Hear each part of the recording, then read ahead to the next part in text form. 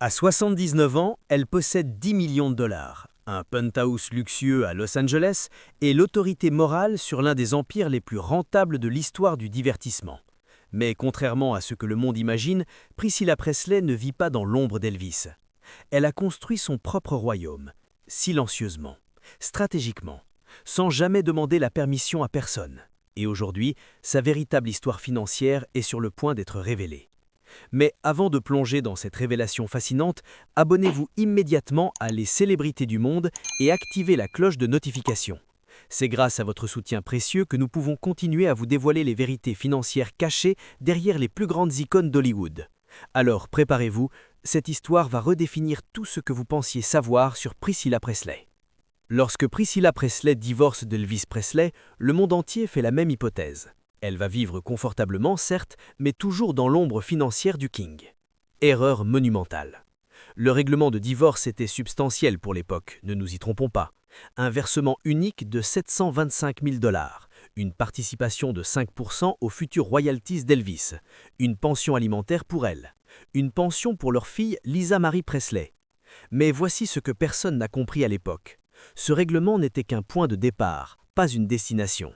Si cette histoire vous captive déjà, n'oubliez pas de vous abonner. Priscilla avait 28 ans. Elle aurait pu se contenter de vivre confortablement sur ses revenus passifs, d'être éternellement l'ex-femme d'Elvis, de se retirer dans une villa californienne et de ne plus jamais travailler. Elle a choisi exactement le contraire. Sa véritable transformation financière a commencé lorsqu'elle a cessé d'être simplement la femme d'Elvis pour devenir une femme d'affaires indépendante avec une vision claire et implacable. À la fin des années 70 et au début des années 80, elle a pris des décisions stratégiques pour entrer dans le monde du divertissement selon ses propres règles. Pas de précipitation, pas de rôle désespéré, pas de courses effrénées vers la célébrité. Elle a privilégié des projets à long terme offrant stabilité et levier financier. Son coup de maître, Dallas, la série télévisée qui a défini une décennie entière. Priscilla y incarnait Jenna Wade sur 144 épisodes répartis sur plusieurs saisons. Ce n'était pas un petit rôle passager, c'était une position stratégique au cœur d'une des séries les plus regardées de l'histoire américaine. Restez avec nous et abonnez-vous pour découvrir comment elle a multiplié sa fortune. Ce rôle lui a apporté quelque chose de bien plus précieux qu'un simple cachet. Des revenus réguliers, une diffusion en syndication mondiale et une reconnaissance durable bien au-delà de la fin de la série. Contrairement aux apparitions ponctuelles au cinéma qui génèrent un paiement unique puis disparaissent, Dallas l'a installé comme une figure fiable de la télévision à une époque où les grandes chaînes généraient encore des revenus massifs. Sa carrière cinématographique a ajouté une autre couche de revenus, notamment grâce à la franchise de Naked Gun. Ces films ont connu un succès commercial retentissant et sont devenus des références culturelles assurant des revenus résiduels pendant des décennies. Mais Priscilla ne s'est jamais dispersée. Elle n'a jamais poursuivi chaque opportunité qui se présentait. Elle a filtré, sélectionné, contrôlé. Cette discipline lui a permis d'éviter l'instabilité financière catastrophique qui a touché tant d'ex-conjoints de célébrités qui se sont retrouvés à dépendre de participations dans des téléréalités humiliantes ou de vente d'objets personnels aux enchères. Priscilla publie Elvis and Me. Ce n'était pas simplement un mémoire de plus écrit par une ex-célébrité cherchant à capitaliser sur sa célébrité passée. C'était une déclaration stratégique de contrôle narratif. Le livre est devenu un best-seller instantané du New York Times, transformant une histoire personnelle en machine commerciale redoutable. Si vous voulez connaître son véritable génie financier, abonnez-vous maintenant. Mais plus important encore, Elvis and Me a établi Priscilla comme la voix faisant autorité sur sa vie avec Elvis. Pas les journalistes, pas les biographes opportunistes, pas les membres parasites de l'entourage du King. Elle. Ce contrôle du narratif est ensuite devenu une source de revenus récurrente absolument massive. Adaptations télévisées, licences internationales, rééditions, projets dérivés. Le succès du livre n'a jamais été éphémère. Il a posé les fondations de décennies de projets lucratifs, d'interviews rémunérées et d'adaptations cinématographiques. En 2023, le film Priscilla, réalisé par Sofia Coppola, a ravivé l'intérêt mondial pour son histoire. Et devinez qui contrôlait les droits d'adaptation, qui était productrice exécutive, qui touchait des revenus substantiels à chaque étape du processus? Priscilla Presley. Voilà le génie de sa stratégie. Elle n'a pas simplement raconté son histoire une fois, elle l'a transformée en actif récurrent générant des revenus sur 4 décennies. Mais le véritable moment qui a cimenté Priscilla comme visionnaire financière est survenu après la mort d'Elvis en 1977. À cette époque, Lisa Marie était encore enfant. Et Graceland, la propriété légendaire d'Elvis à Memphis, perdait de l'argent, massivement. L'entretien coûtait une fortune, les impôts fonciers s'accumulaient, la succession saignait financièrement. Et beaucoup de conseillers recommandaient la solution évidente, vendre. Liquider Graceland, transformer la propriété en argent liquide, mettre fin à l'hémorragie. Abonnez-vous pour découvrir la décision qui a changé tout. Priscilla, nommée exécutrice de la succession, a pris une des décisions les plus audacieuses et les plus rentables de l'histoire du divertissement. Elle a transformé Graceland en attraction touristique ouverte au public. Une idée qui semblait colle à l'époque. Transformer la maison privée d'Elvis en musée, laisser des étrangers parcourir les corridors où il avait vécu, commercialiser l'intimité du King. Beaucoup de puristes étaient horrifiés, mais Priscilla comprenait quelque chose que les autres ne voyaient pas. L'amour du public pour Elvis ne mourrait jamais, et cet amour pouvait être monétisé de manière durable et respectueuse. Lorsque Graceland a accueilli ses premiers visiteurs payants, la transformation a été fulgurante. La succession d'Elvis est passée d'un bardeau financier catastrophique à une institution génératrice de revenus massifs. Avec le temps, Graceland a produit environ 10 millions de dollars par an pour la succession. 10 millions, chaque année, depuis plus de 4 décennies. Cette décision a garanti qu'Elvis reste l'un des artistes décédés les plus rentables du monde, aux côtés de Michael Jackson et de John Lennon. N'oubliez pas de vous abonner pour connaître sa fortune actuelle. Mais voici ce que beaucoup de gens ne comprennent pas. Cette décision n'était pas dictée par la nostalgie romantique, c'était de la stratégie pure et froide. Priscilla comprenait les concepts de marque, d'héritage et de monétisation à long terme, bien avant que ces termes ne deviennent des mots à la mode dans les écoles de commerce. Sa leadership a préservé l'empire Presley tout en renforçant sa propre position financière et son autorité morale sur l'héritage d'Elvis. Lorsque Lisa Marie a hérité de Graceland à 25 ans en 1993, la succession était stable, rentable et mondialement reconnue. Et Priscilla, elle était désormais bien plus qu'une ex-femme. Elle était l'architecte financière de l'empire Presley. En 2025, la fortune personnelle de Priscilla Presley est estimée à environ 10 millions de dollars.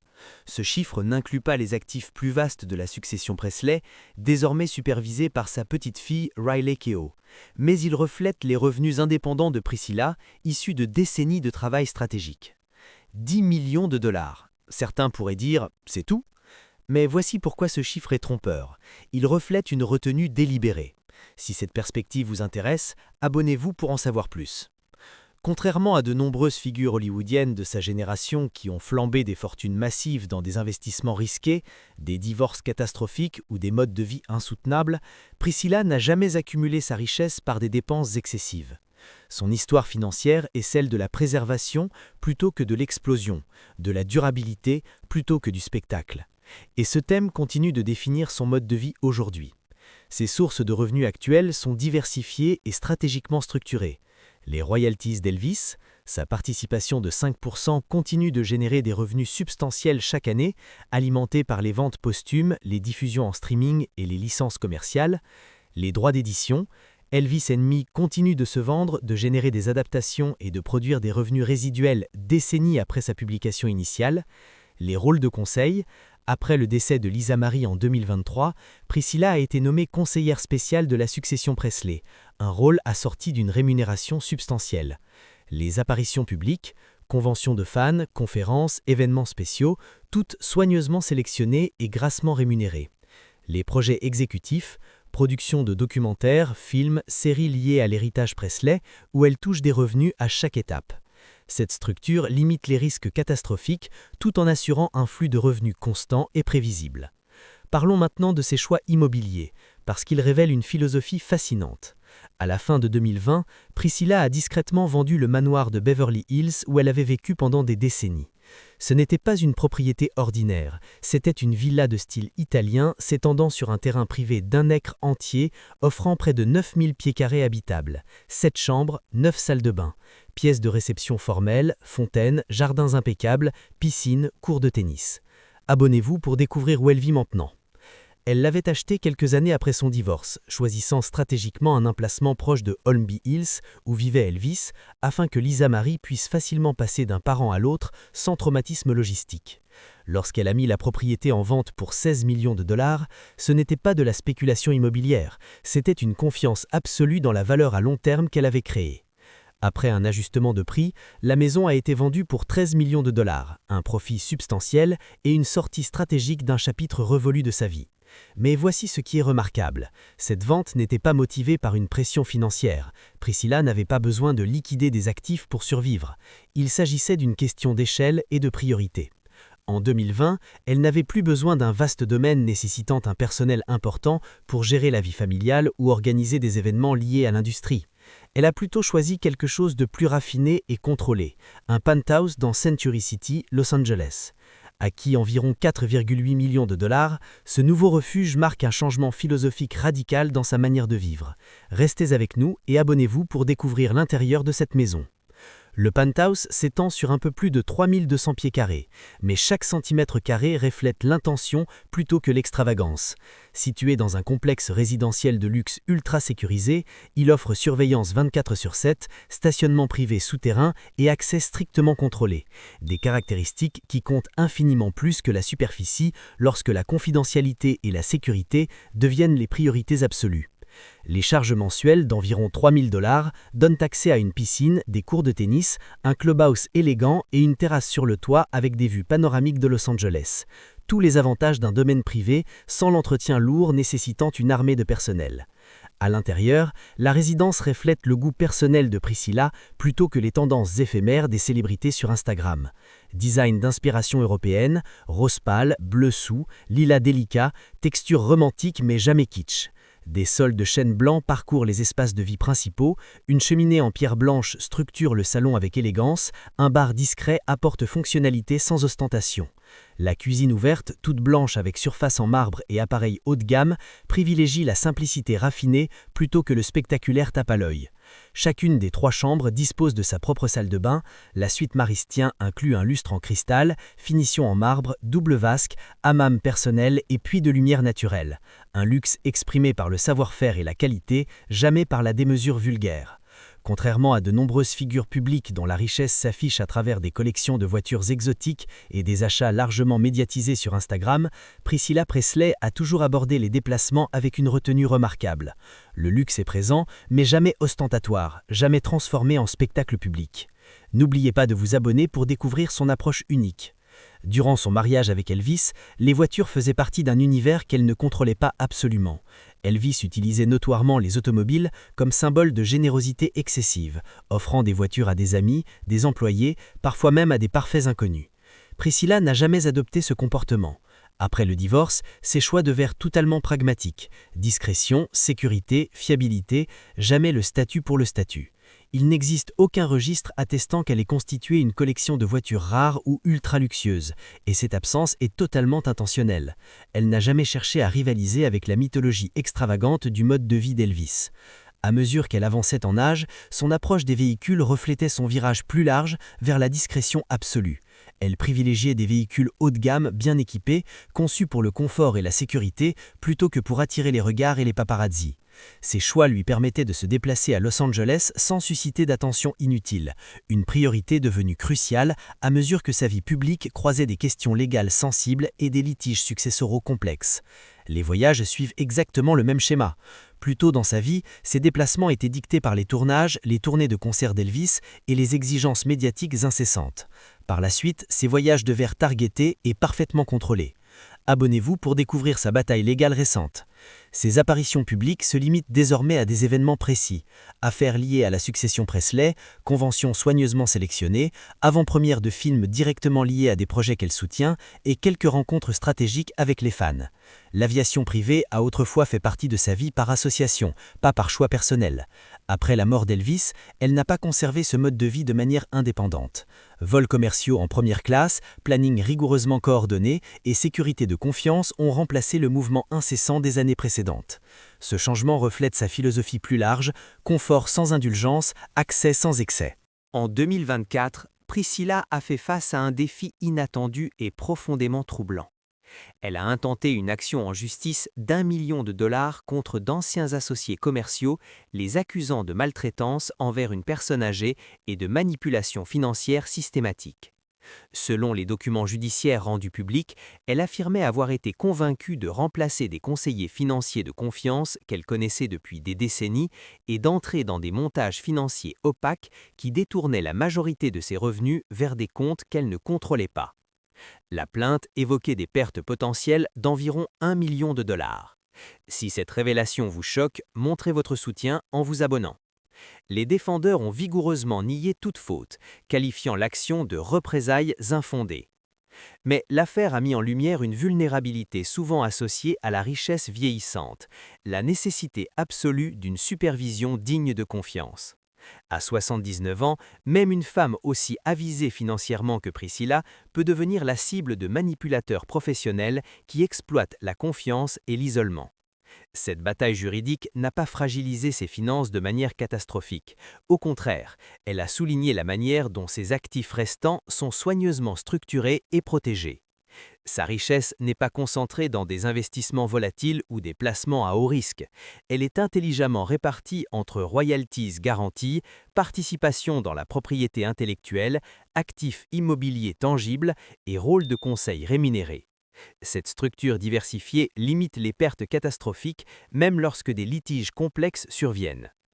En 2025, Priscilla Presley mène une vie qui surprendrait profondément ceux qui l'imaginent encore figée dans le glamour hollywoodien des années 60 et 70.